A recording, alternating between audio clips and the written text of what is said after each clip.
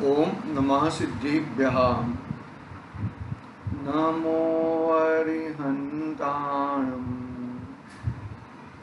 नमो सिद्धाणं। नमो आयर्याणं। नमो वज्रायाणं। नमो लोये सौसाहुणं। मंगलम भगवान वीरो मंगलम गौतमो गणी मंगलम कुंदे कुंदार्यो जैन धर्मोस्तु मंगलम सर्वमंगल्य मंगल्यम सर्वकल्याणकारकम प्रधानम सर्वधर्माणां जैनं जयतु शासनं। जैनं जयतु शासनं। जैनं जयतु शासनं। चेतिले चेतन चेत्या विना केम चालसे।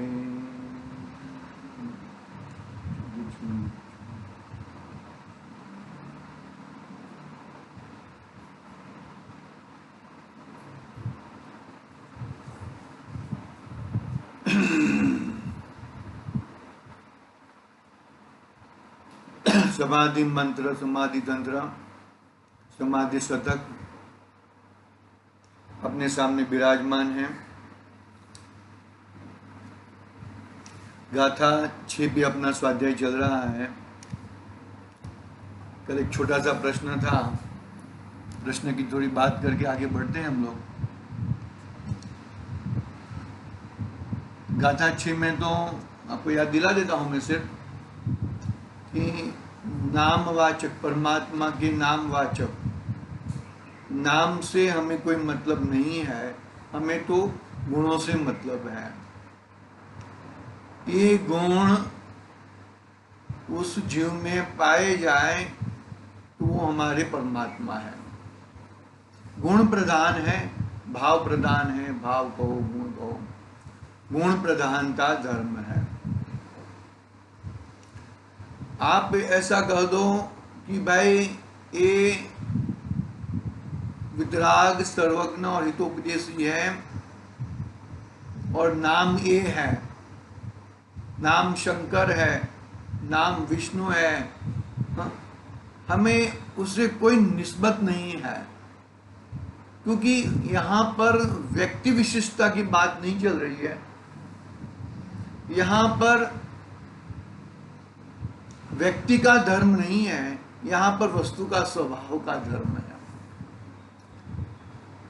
वो आत्मा में, वो व्यक्ति में ये गुण होने चाहिए भैया, गुण प्रधानता होना चाहिए, तभी हम उनके नमस्कार कर सकते हैं, तभी हमारे आप्त हो सकते हैं।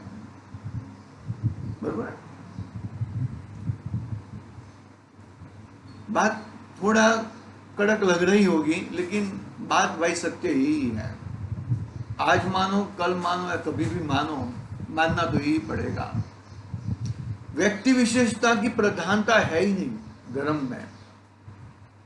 गुणों की प्रधानता और धर्म की प्रधानता, वस्तु को स्वभाव धम्मो उसकी प्रधानता रहती है। अपना एक प्रश्न ये सा आया था कि पाप तो आप छोड़ने का कहते हो, वो तो बात समझ में आ गई, लेकिन पुण्य को भी छोड़ने का कहते हो, वो बात हमें समझ में नहीं आ रही है। क्या कहा? जरा प्रश्न समझना, प्रश्न जरा थोड़ा अटपटा लग रहा होगा आप लोगों को कि पाप तो सब लोग मानते हैं, पाप तो छोड़ना ही चाहिए, लेकिन आप पुण्य को भी छोड़ने का कहते हो, वो बात हमें ठीक नहीं लग रही है, वो बात हमें जचती नहीं है, वो बात हमें हजम नहीं होती। मैं आपको ये बताना चाहता हूँ, यानी कि जिनवाणी के माध्यम से ही, मेरी कोई घर की कोई बात नहीं है इसमें। हमारा सभी का अंतिम ध्येय क्या है? भाई हमें मोक्ष में जाना है, हमें सिद्ध परमात्मा बनना है, बरोबर, अंतिम ध्येय हमारा ही है। तो हमारे जो सिद्ध भगवान है, उत्कृष्ट परमात्मा, निकल परमात्मा, तो वो परमात्मा में कौन से अंश में पुण्य पाया जाता है? पाप तो निकल गया है, कौन से अंश में पुण्य पाया जाता है? देखो, बहुत गंभीरता से बात समझना है बात को। हम किसी की निंदा नहीं कर रहे हैं, हम किसी का अपमान नहीं करना चाहते, हम किसी को कुछ भी नहीं करना चाहते, हम तो वस्तु का स्वभाव बताते हैं। हमें सिद्ध भगवान बनना है कि नहीं बनना है? हाथ पे बनना है हमें सिद्ध भगवान। तो हमारे सिद्ध भगवान में कौन से शुभोपयोग है? बताओ, कितना शुभोपयोग, कितने अंश में शुभोपयोग है? तो आप भी बताओ कि नहीं यार, हमें तो सिद्ध भगवान में कुछ शुभोपयोग नहीं दिख रहा है। तो फिर आपका ध्येय सिद्ध परमात्मा है, और फिर आप शुभोपयोग, शुभ कर्म की बात करोगे तो कहां बंद, कहां मतलब मैच कहां होएगा? मैच होना चाहिए ना भैया।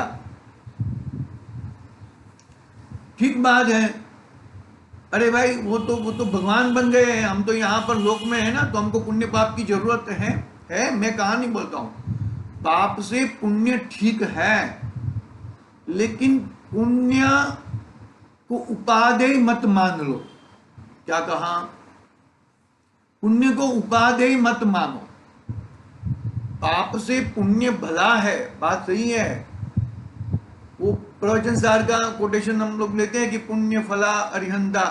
अरे वो पूरी गाथा पढ़ो, वो गाथा में बात यह आती है कि इतना पुण्य होने के बावजूद भी बाहर में इतना पुण्य का फल प्रताप ही प्रताप, चारों ओर पुण्य का प्रताप ही प्रताप, समोसरण, चार मुख में दिशाएं, सर्वांगे से वाणी निकलना, बहुत ही 100 इंद्र नमस्कार करना, गणधर देव नमस्कार करना, मुनिराज नमस्कार करना, चार काय की सब मतलब सभी राजा महाराजा सभी उनको नमस्कार करना।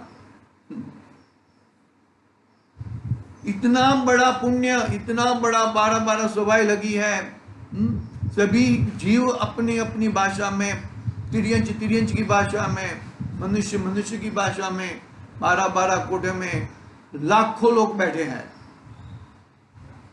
बराबर है। इतना बड़ा पुण्य है। आपका कदम 2 कदम नहीं चलते, दोनों कदम साथ में चलते हैं। आपके कदम कदम पे कमल की रचना होती है, वहां समोसरण सहित आप विहार करते हो। इतना बड़ा बाह्य में जबरदस्त पुण्य है, तो भी इतना पुण्य होने के बावजूद भी आप इन पुण्य को छोड़ के शुद्धात्मा में क्यों बने भैया? वहां पे आप रुचते नहीं हो, पुण्य को देखते नहीं हो, पुण्य को ख्याल नहीं करते हो। ऐसे हमारे अरिहंत परमात्मा है। ये गाथा, पूरी गाथा पढ़ो, पूरी गाथा पढ़ के फिर हम बात करेंगे भैया।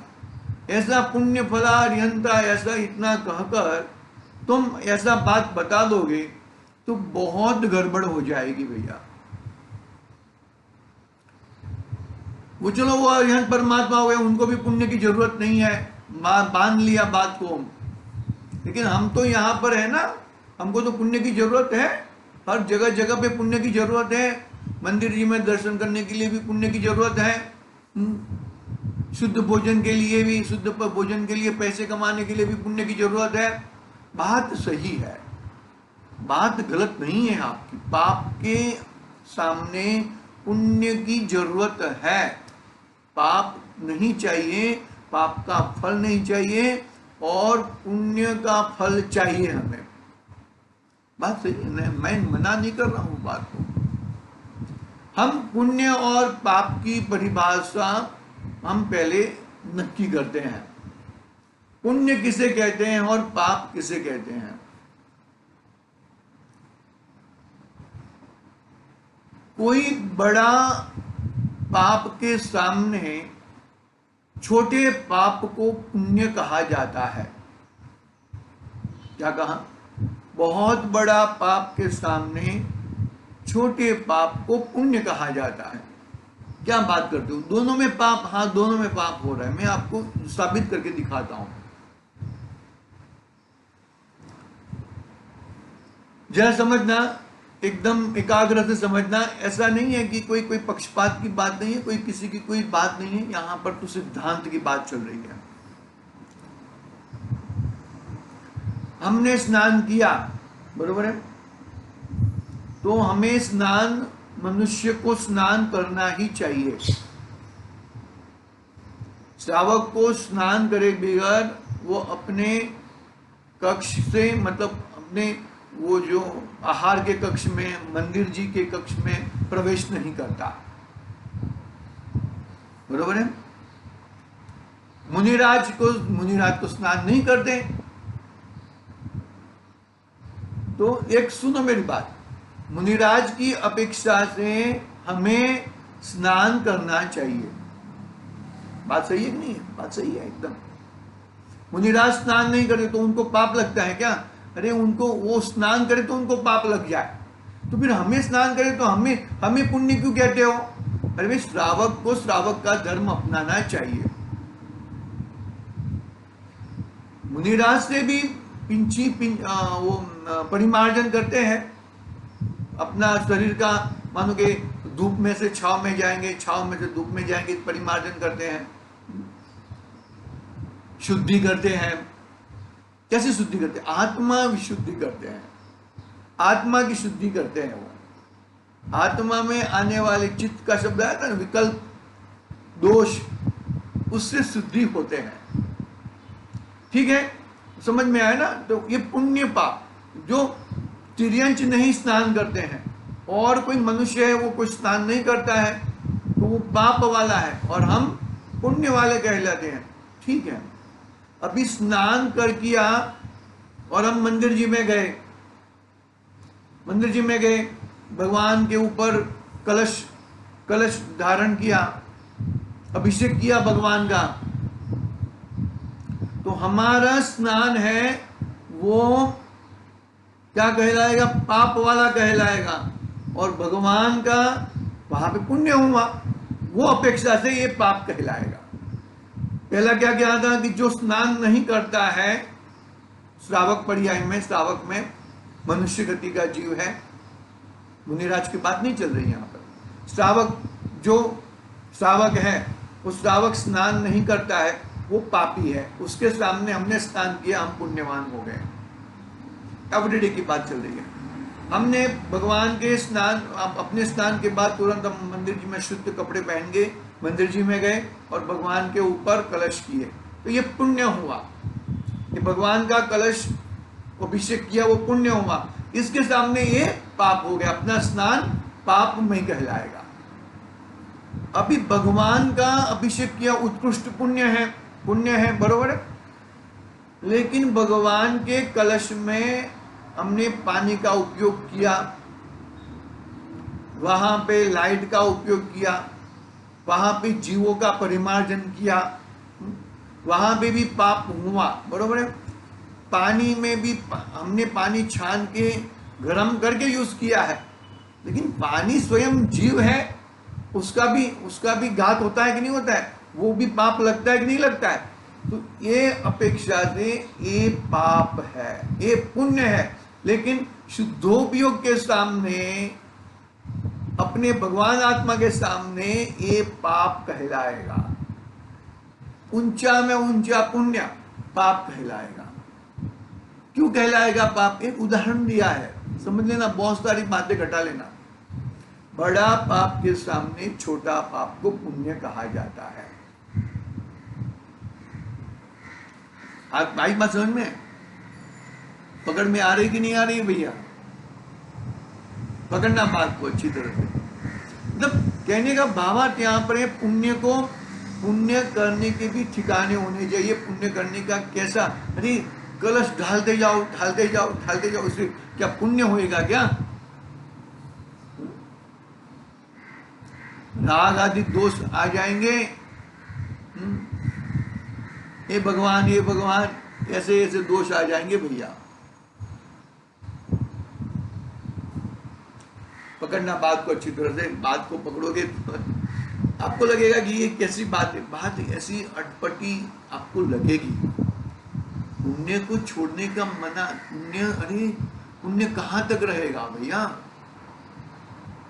पुण्य जब यह जीव आत्म स्वभाव में विराजमान होएगा तब पुण्य का कुछ काम का नहीं है। चक्रवर्ती के ठाठ माठ रहते हैं ना, जब मुनि दीक्षा धारण करते हैं तब 14 रत्न रहते हैं ना, 7 चेतन और 7 अचेतन, ऐसे 14 रत्न के निधि रहते हैं, वो इमीडिएटली वहां से चली जाती है। क्यों भैया? भाई अभी मेरा यहाँ पे कुछ काम नहीं है। चक्रवर्ती जब मुनिराज बन जाते हैं तब वहां पे मेरा कुछ कार्य नहीं है, मेरा कोई काम नहीं है भैया। समझ में आ रही है कि नहीं आ रही बात?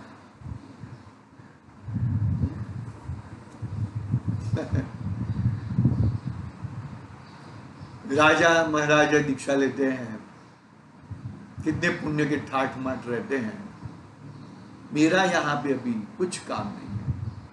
वो चीज का उनको भी कुछ काम का नहीं है, वो भी खुद उसकी तरफ देखने वाले नहीं है।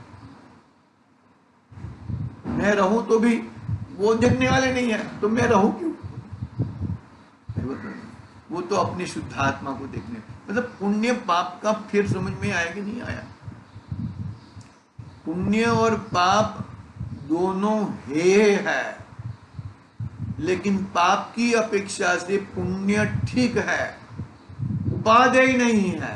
उपादेय तो एक मेरा शुद्धात्मा ही है।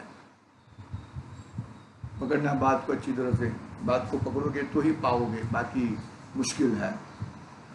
अपना समय तो उसमें ही हो गया, पुण्य पाप के ठेले में ही हो गया। पुण्य को धर्म मानना वो बहिरात्मा है, याद रखना। मैंने बहुत कड़क बात कही है। पुण्य को धर्म मानना, पुण्य में ही रचा पचा रहना, पुण्य से ही मेरा कार्य होएगा, मेरा ये कार्य ये कर्म आ गए हैं तो पुण्य कर लो तो हट जाएंगे कर्म, तो ये बहिरात्मा पना है। वहां पर क्या कहा? बहिरात्मा पना है वहां पर।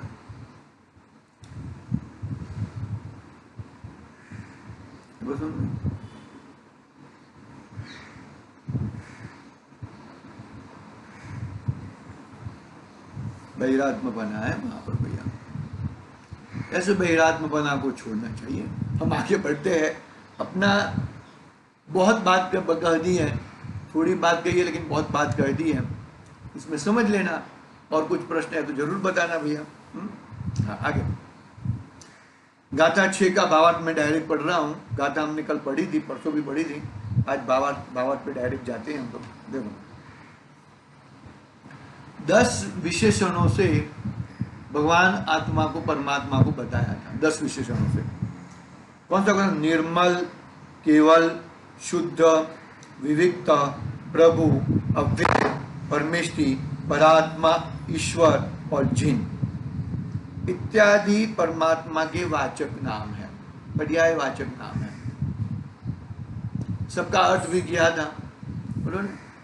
नाम कुछ भी रहने दो, गुण ये होने चाहिए।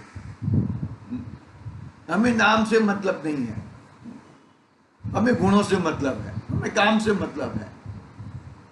आगे ये नाम परमात्मा के स्वरूप को बतलाते हैं। उस स्वरूप को पहचान कर अपने आत्मा को भी वैसे स्वरूप में से चिंतन करना, यह परमात्मा होने का उपाय है। 10 जो विशेषण बताए हैं वो परमात्मा के गुण बताते हैं। दरेक नाम से, दरेक वस्तु से परमात्मा के गुण के साथ कनेक्शन किया है। टीका में, अन्वयार्थ में और श्लोक में भी। अन्वयार्थ में, टीका में भी वो बात किया। तो क्या कहते हैं यहाँ पर विशेष स्पष्टीकरण भावार्थ में, कि ये जो परमात्मा के नाम उस स्वरूप, नाम के स्वरूप को बतलाते हैं, परमात्मा के स्वरूप को बतलाते हैं। उस स्वरूप को पहचान कर वो स्वरूप को पहचान कर अपने आत्मा को भी वैसे स्वरूप को चिंतन करना चाहिए। ये प्रायोग लब्धि आ गई यहाँ पर, विशुद्धि लब्धि, देशना लब्धि, साक्षम लब्धि, विशुद्धि लब्धि, देशना लब्धि के बाद ये प्रायोग लब्धि आ गई। वो चीज तुम्हें मालूम पड़ी, वो चीज प्रयोग में लाओ, प्रयोग में ला के फिर आगे बढ़ो। जीव को अपने आत्मा में शक्ति रूप से स्थित गुणों का भान हो, इसीलिए भिन्न भिन्न नामों से परमात्मा को पहचान कराई है। हमारे जैसे जीवों को कैसे मानोगे, बहुत सारे गुणे बताकर, गुण भेद बताकर भेदिका गुणिका अभेद का लक्षण बताना है, अभेद की तरफ जाना है। भेदी यानी कि अभेद की तरफ जाना है। बहुत सारे गुण बताकर गुणिका शक्तिवान का, शक्तियों के संग्रहालय का, उसका ध्यान हमें कराना है। जीव को अपने आत्मशक्ति में आत्मा में शक्ति रूप स्थित गुणों का भान हो, इसलिए भिन्न भिन्न नामों से परमात्मा की पहचान कराई है। बरोबर है? आगे आत्मा चैतन्य आदि अनंत गुणों का पिंड है। एक गुण भगवान को पूर्ण रूप से विकसित हो गए हैं, इस कारण इन गुणों की अपेक्षा से वे अनेक नामों से पहचाने जाते हैं।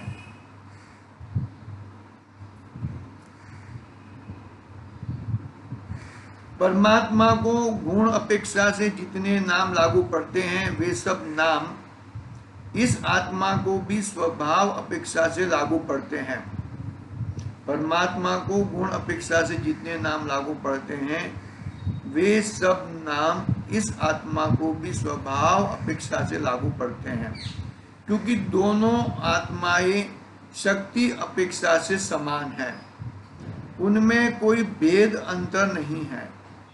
जो परमात्मा के गुणों को यथार्थ रूप से पहचानता है, वह अपने आत्मा के स्वरूप को जाने बिना नहीं रहता। जितने गुण परमात्मा में हैं, इतने गुण प्रत्येक आत्मा में हैं।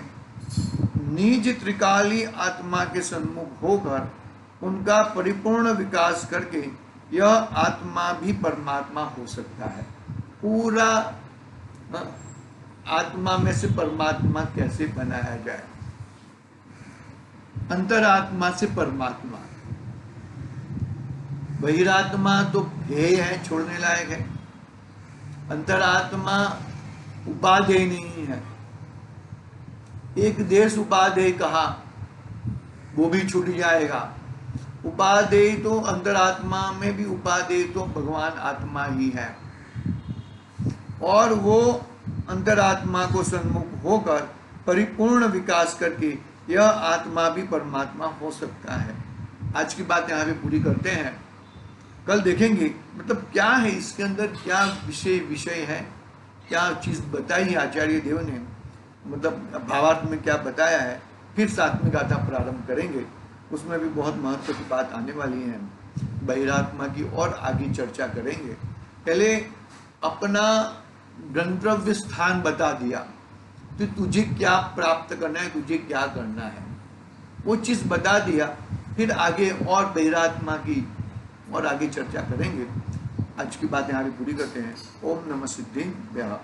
निज निधि निज में बताई यह अनंत उपकार है, उसके लिए जिन